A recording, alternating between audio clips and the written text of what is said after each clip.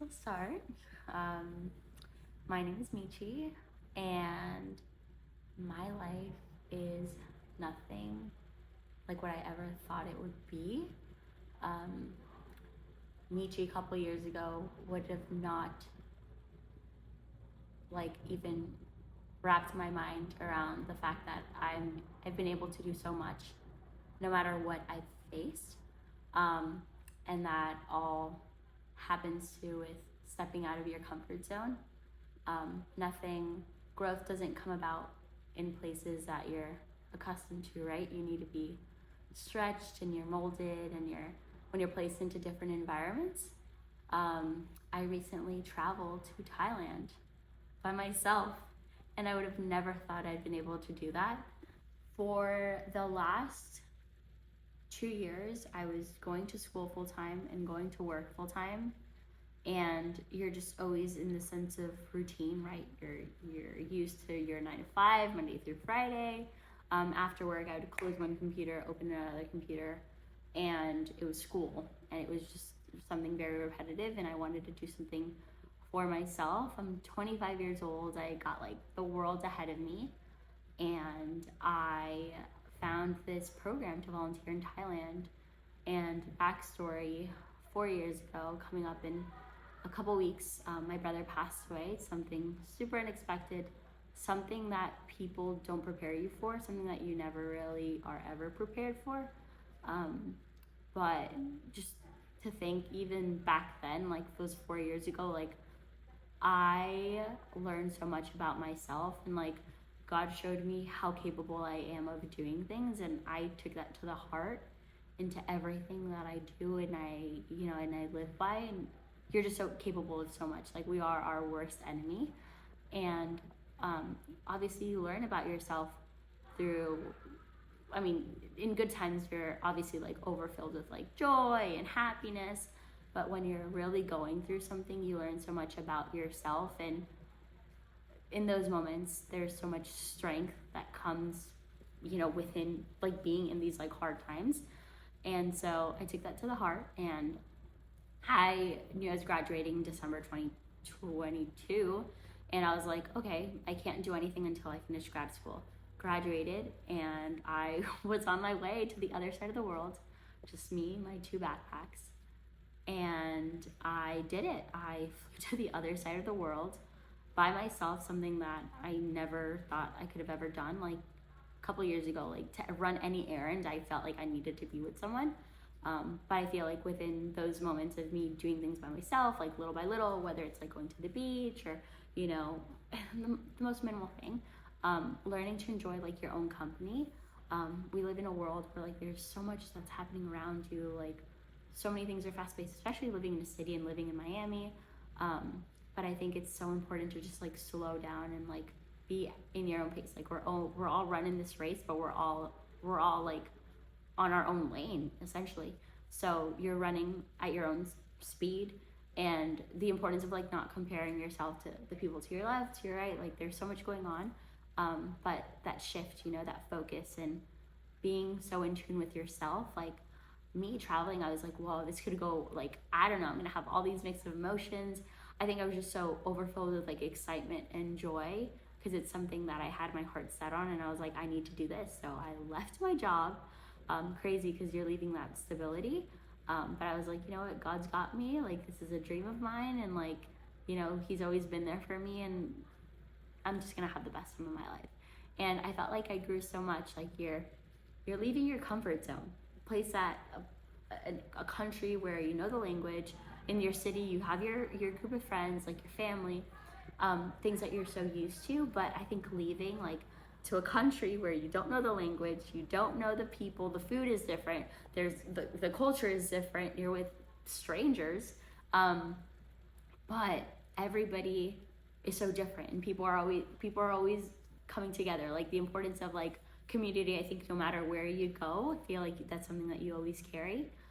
Meeting these people, being placed in these different environments, thinking oh, maybe there's going to be a culture barrier or a language barrier where you won't be able to communicate with these people, but you do. You always find a way. And It's just so cool to be placed in different environments and be stretched. Um, it's amazing. It's such an amazing feeling, even to like think back on like my memories of like being in like those remote villages, like also too like these kids and the people that we are with, like the villagers, like they really have nothing. Like we are so privileged, we have so much. The kids are like wearing the same clothes pretty much every day.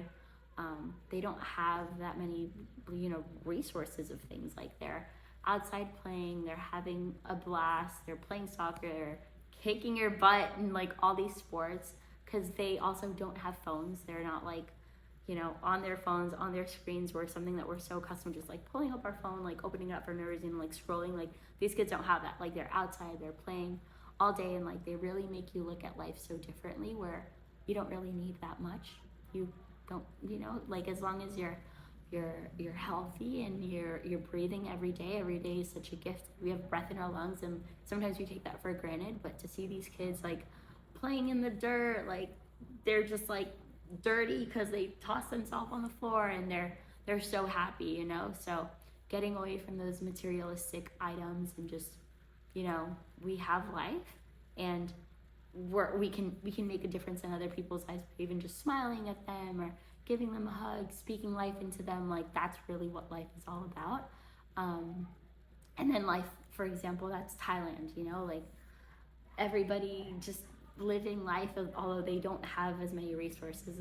Yeah, so the projects that we were working on in Thailand were helping these people in the villages. So these people don't have that many resources, like I said before, right? And so um, we were at a permaculture plot, which we were helping them plant more things in less amount of time. That way, they could have things for their meals. Um, the school that we were at in Muangkong, which is the village that we were in, these kids were only ever allocated less than $1 worth of meals, and so this organization came in and started basically creating this permaculture plot, like this piece of land, where they would farm things for them, for the kids to get, their nutrients that, they're growing. They need specific amount of food and nutrients, and, in order to be healthy. And so we were helping with that. The education aspect, in Thailand, there's a lot of tourism, and so they need to learn English. These kids understand the importance that once they learn more English, like they'll be given more opportunities. And so to see their enthusiasm and like them really want to learn, and like, if they make a mistake, they're like really thinking about it, like really trying hard to, have the right answer. So that just inspires you. These kids also know like 3 to 4 languages. They know their Thai, a dialect that their village may speak, and then English. So English is usually like their 3rd or 4th language. So it's just very inspiring. What other things we're doing? Yeah, just being a part of learning their culture. Obviously, their culture is very different. My favorite thing was no matter where you would go, everybody would greet you, and their greeting is like the cutest because everybody does it. It's like the prayer pose, and then a little bow, and they say sawadika. No matter where you walk into a store, they will drop what they're doing and greet every single person that's walking in. So their culture is very strong. The foods that we were eating, I learned how to make pad thai with the locals. Everything that we did with the organization was with the locals. So you're always giving back to these people that are in need, and they don't really see a lot of tourism, especially where we were based out of. They're, these kids only see the people that come with this organization.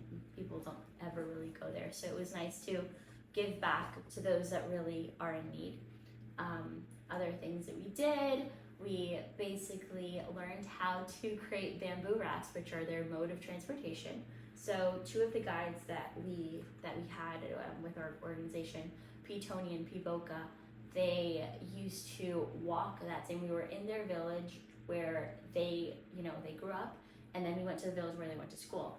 That walking route is like 2.5 hours long if they were just to walk straight, and like, they had a mission, they were going to go to school and come back.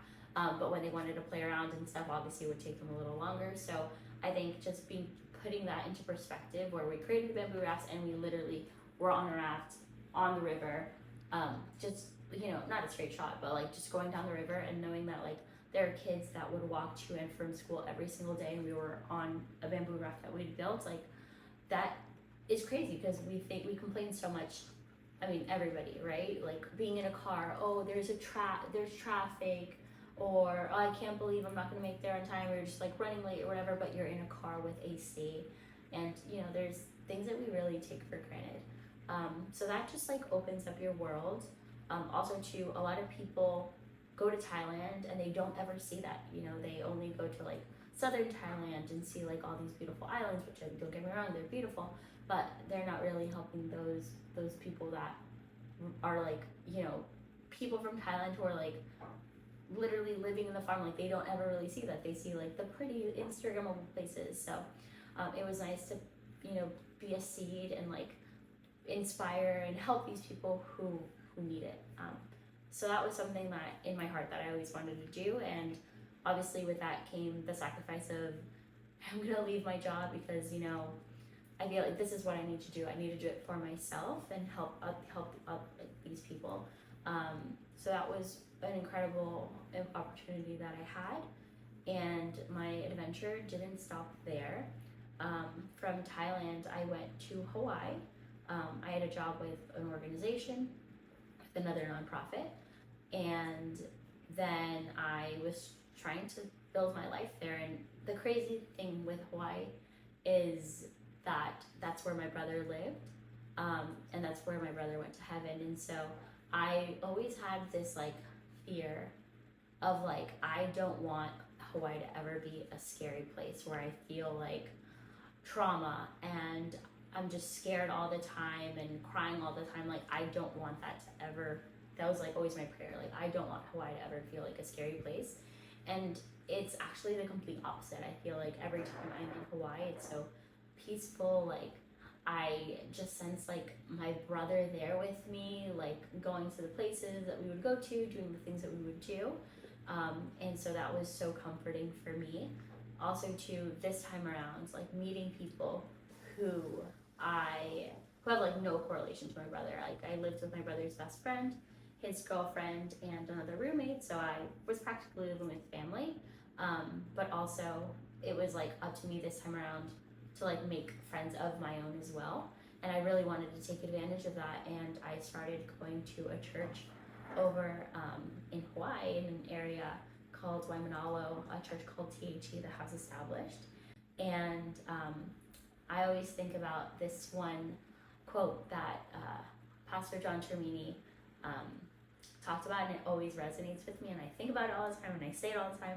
And it's, you can choose control or growth, but you can't have both. And that's something that I live by, like getting out of your comfort zone, doing things that were scary, that seem scary, but knowing that you're capable of doing it. I feel like we are our worst enemy. We are so much stronger than we think we are. And I love when people, like, it makes me appreciate like things that I've gone through. And because to think back, like people that meet me and like they don't know my story or don't know the things that I've gone through. I mean, I vocalize it, but not always, but like I'll talk about it.